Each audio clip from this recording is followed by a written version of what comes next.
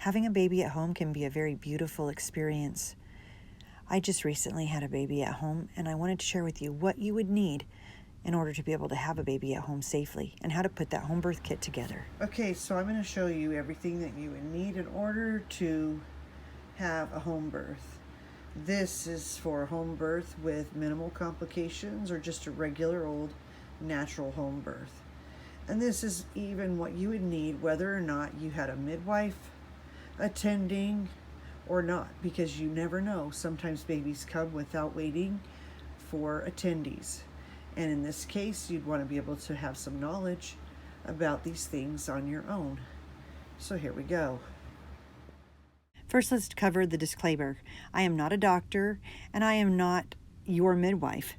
I am a midwife, and I know that these things are very helpful, but there are some things that your midwife may want you to add to your birthing kit.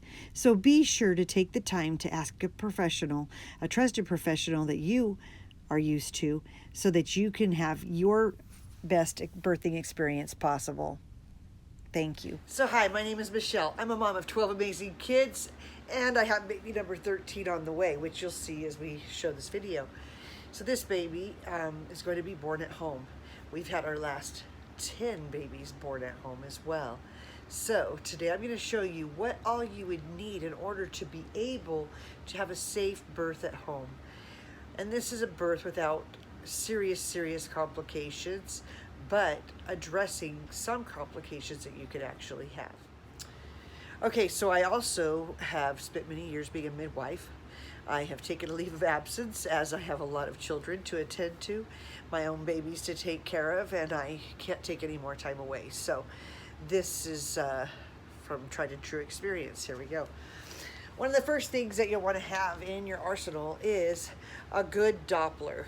You know, if you don't have access to a Doppler, a lot of times you can buy them on Amazon, but you don't want to get a cheesy one. Cheesy ones aren't going to last as long, as well as you'll need the gel to go with them. The gel you can pick up on Amazon, no big deal. This is just your regular old everyday ultrasound gel. You can also pick this up at your local medical supply store. This is a Sonotrack, and so if you have, like, let's say you have a midwife and you want to get one of these, well, all you need to do is ask your midwife where to get one, or what brand she prefers, and you never know, you might be in luck because your midwife probably just bought a new one, and a latest and greatest one, and has an older one that she might even be willing to sell you. So definitely you want to get that. The next thing you want is olive oil. Choose any bottle. I prefer the smaller bottles because they're easier to grab really quick. They have an easy cap. You have to watch out because it does have a regular spout. You could probably add a squeeze spout, but I don't really mind if I get too much because that just means more I get to rub in.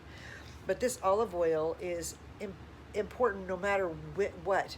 So you can use this kit if you have it put in a bag, say in a car kit, in case you end up having labor and delivery in an automobile, which does still happen these days. You'd be surprised.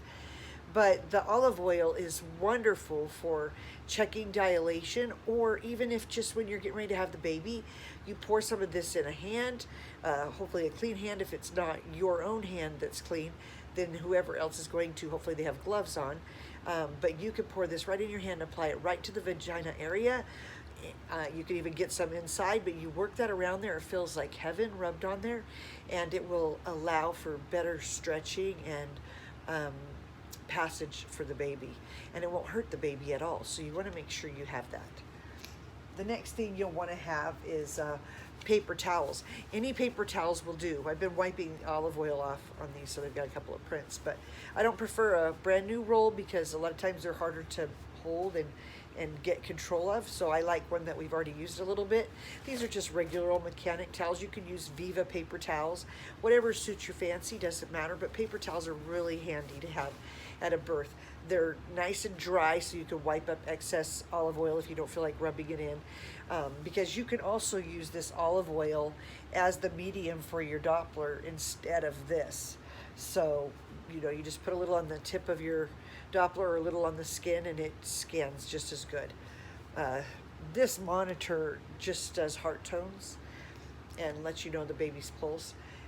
So you can use this gel, or you can use olive oil. So here you go, paper towels. Another thing I like to have is wipes, because you never know when you need handy baby wipes. Any brand will do, any kind, whatever kind you like. These we just have a bunch of. So these will be used, and you can wipe any affected areas. You can use them during labor to clear up anything that's red or bloody. You could clear up any meconium from, well, you could clear any bowel excretions that are needed, or if you need to wash your hands, whatever. They're just really great. You can have hand sanitizer along with these. They'd be really helpful for each other. Bag balm is amazing. I'm going to show you this one early because it's at the top of the pile, even though I won't need it till later. But a lot of times you could apply this in addition with that olive oil around the perineum.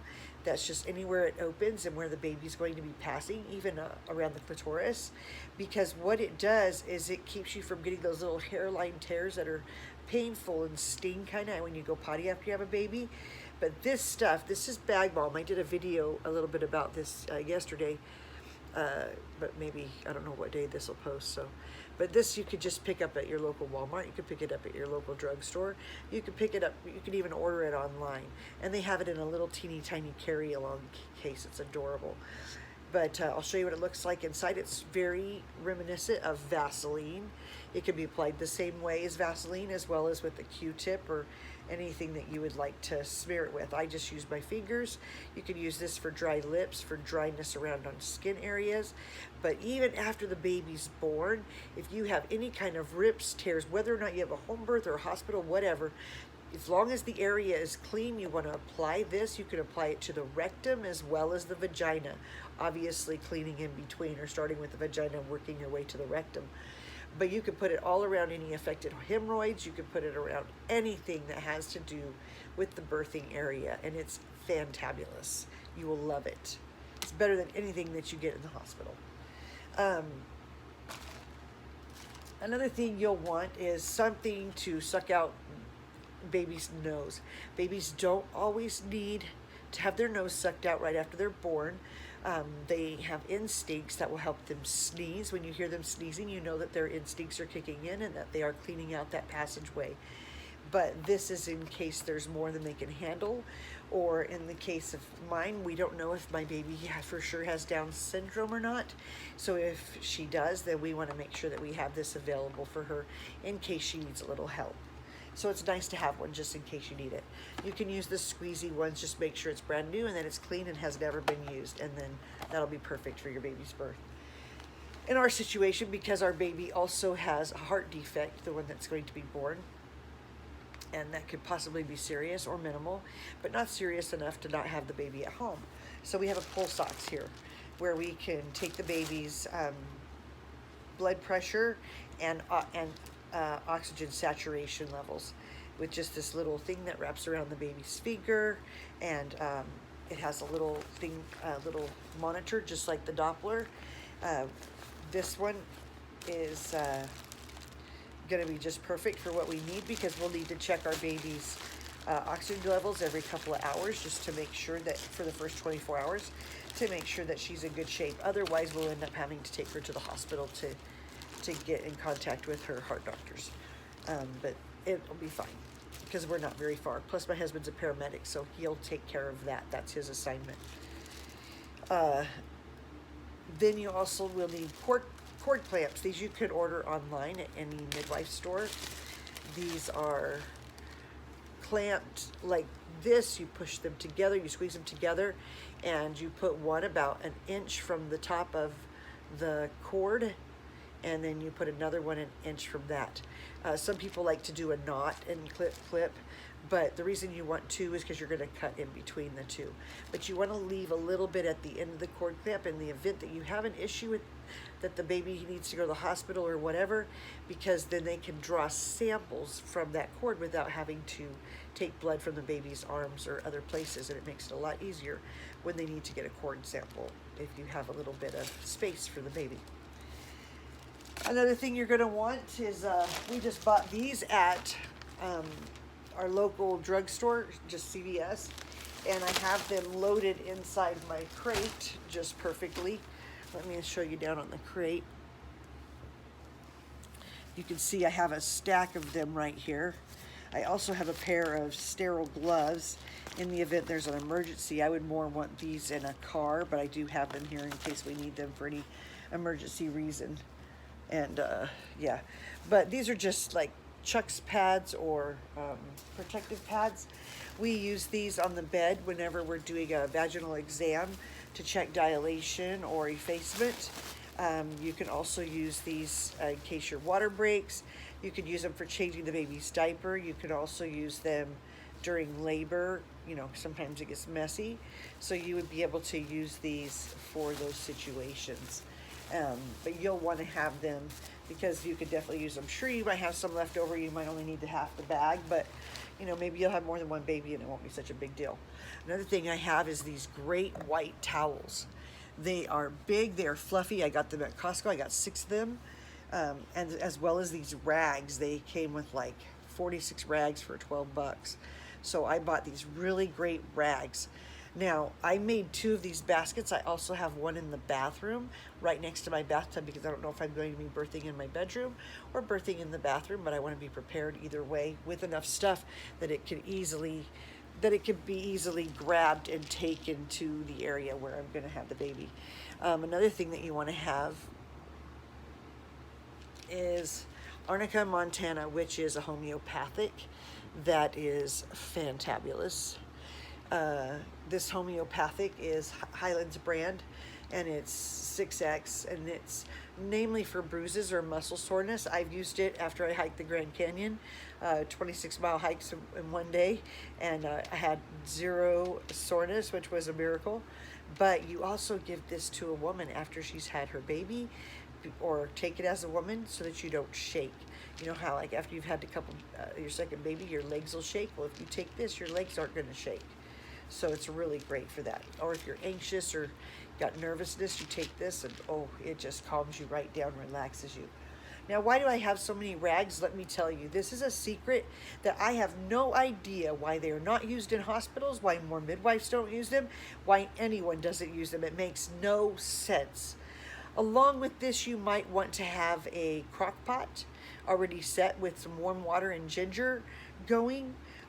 Just a tablespoon of ginger in a crock pot, unless you have a really large crock pot, then maybe 2 tablespoons of warm ginger. That also works in a bathtub. Helps calm your contractions down, even if they're making the baby move. I'll tell you about that in a minute. But these rags, if you get them wet, even if they're just with hot water, and you put these on the perineum and you just hold it there with a little bit of pressure, kind of like you would if you had an owie on your elbow. You just hold that little steady pressure. You can have it open all the way. You can have it folded in thirds to give comfy pressure. But if you hold that on the perineum or on the rectal area, my husband is a sweetheart and he's always behind me and he gives me support from behind, and he also holds this over my rectal area so I don't ever rip out. And I've never had a girl rip out in her rectal area. That's what keeps from the spot between the perineum and the rectum ripping out, which you do not want. That is dangerous. This also I hold on the front of my vagina, all over the whole perineum area. Even when the baby's head is coming out, I will hold that there because it feels so good. It relaxes that perineal area and it feels absolutely amazing. And if a doctor, you know, it's kind of funny because I'll do that with olive oil, and these are things that they won't use in the hospital because this isn't hospital graded. They haven't checked it for whatever, but they can use baby shampoo. Baby shampoo's better than nothing, and a lot of them won't even use that, but it is rather nice if you could sneak that on every now and then.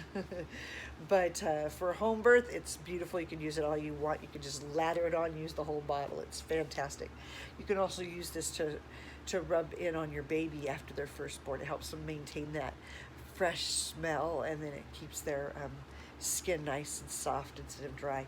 But these rags, you can't have enough of these rags. You can use them after you have the baby, but it's just fantastic. So the other thing that I have for the baby's birth is, I mean, you can use any kind of scale because you'll want to be able to weigh your baby. We have a scale that you can just pick up. I'll show it to you. I saw it at our local Target, but it just looks like this, and it, it's just you just push the button on, and it. Sorry, I didn't do it right. It has the measurements, and then you can hold the weight, and you can just tell exactly how much the baby weighs. I also have a scale that I've seen in a kitchen department. You just have to make sure it goes up to 10 pounds in case you have a doozy of a baby. But see, here was another one that we had bought before that we used. And my husband, I have actually a bunting bag with straps that I made that my husband would hang with a fish hook and weigh the baby like a fish. That was back when we were first starting. We have the scale and stuff now because they're easier to get a hold of. But my husband would just put the baby in the bunting and weigh the baby. He would, zero it out, but whatever.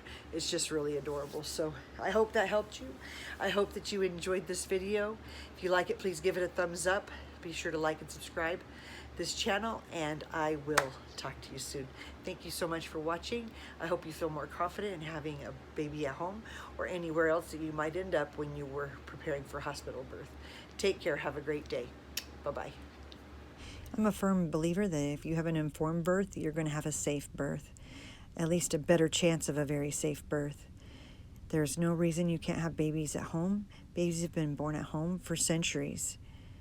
Although it's a new trend coming back into play, it's still one of the most ancient of all arts.